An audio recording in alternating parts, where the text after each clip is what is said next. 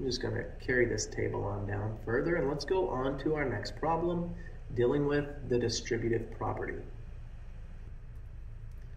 Alright, so the distributive property, it's one of the coolest properties around, and what it's saying is you are dealing with multiplication by a sum. So what I'm going to do is just erase multiplication and rewrite it as multiplying by a sum.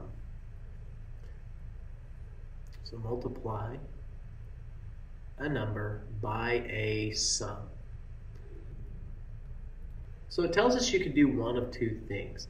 So the first one you can do is find the sum. I'm just going to use addition. You can find the sum first, then I'm putting a comma down, then multiply, or the other one, the second way, multiply by each in the sum, and then add. So multiply first, then add. So these are our two different routes when solving problems using the distributive property. All right, so let's go ahead and write a problem out here. I'm just going to write 5 times 28. All right, so we have 5 times 28 here, and what I want to do is ask myself, do I need a calculator? Well, save that for the end. Don't grab it right away. Let's just take this second number here and try to break it up so that we're dealing with easier numbers to work with. Let's make the math simple. Well, I know that I can break 28 up into two different numbers that would add up to make 28. And those numbers would be 20 plus 8. So 20 plus 8. Now you might say, well, wait a second. 20 plus 8 is not the only two sets of numbers that add up to 28. And you're correct. There are many other numbers that add up to 28. But I'm trying to make the math simple, and one of my goals is to make sure that the last digit and one of the numbers has a 0 in it. That's going to come in handy later on. So we have 20 plus 8. I've got my 0. And what I want to do from here is take the number 28 that I've broken up and take these two numbers and group them or house them inside a set of parentheses. Okay, so now I have 28 again, 20 plus 8. And we have 5 times 20 plus 8 inside of parentheses. Now, whenever you see this setup, where there are two operations, one's multiplication outside of the parentheses, one's addition inside of the parentheses, I want you to think the distributive property. It tells you you can either add first, then multiply, or multiply, then add. Well, I'm going to use the first method. I'm going to take 5, we'll multiply by, well, 20 plus 8 gives us a value of 28, so I'm just going to write that out. And from here, I can see that, well, 5 times 28 gives me a value of 140. Now you can grab your calculator and check that work. But wait a second, there's a whole nother method here that I want to try out. So let's go back and rewrite this problem.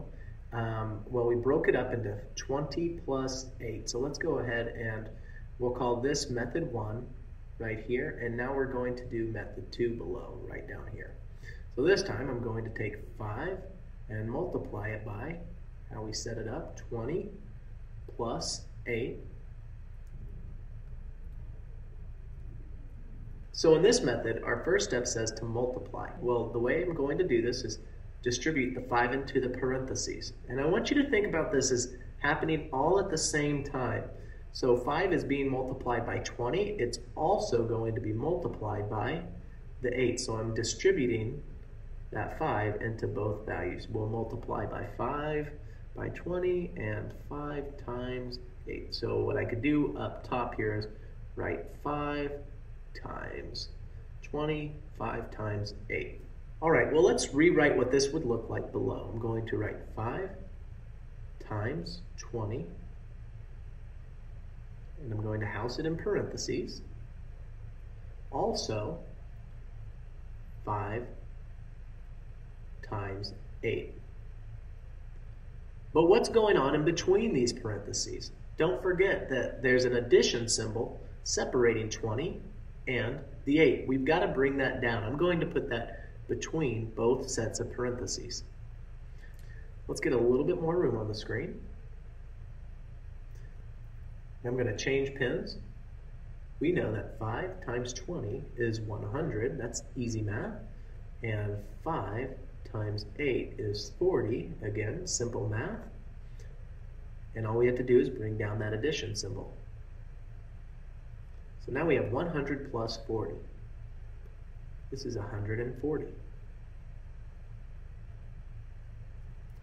Let's go ahead and fix that 4 real quick. Okay, from here, let's go ahead and take a look at another problem. I'm just going to separate the screen again. We're going to change pins. This time we have 6 times 30 plus 5. All right, we're going to focus on method 1 first. I've got 6 times 30 plus 5. I'm going to put parentheses around it. And method 1 says let's add first. We're going to do what's inside of the parentheses. So 30 plus 5 is 35. And we're going to multiply by 6. So 6 times 35 gives us a value of 210. So let's move on to method 2. I need a new pin here. So method 2, we've got 6 times, 30 plus 5. And this time we'll distribute the 6 into the parentheses. Remember, this is all happening at the same time. So 6 times 30, 6 times 5, it's happening at the same time. It's being distributed all at once. Multiplying by 6, and I'm going to write it as 6 times 30 plus 6 times 5. Cool stuff. Now 30 looks like a big number. You might want to grab a calculator. You might be thinking that. But the truth is, all we have to do is focus on 6 times 3. Well, 6 times 3 gives us a value of 18. All I have to do is bring that extra 0 down. I'm going to bring the addition symbol down. Focus on 6 times 5, which is 30. So let's get some more space on our screen. All we have to do is focus on 180 plus 30, which will give us a value again of 210.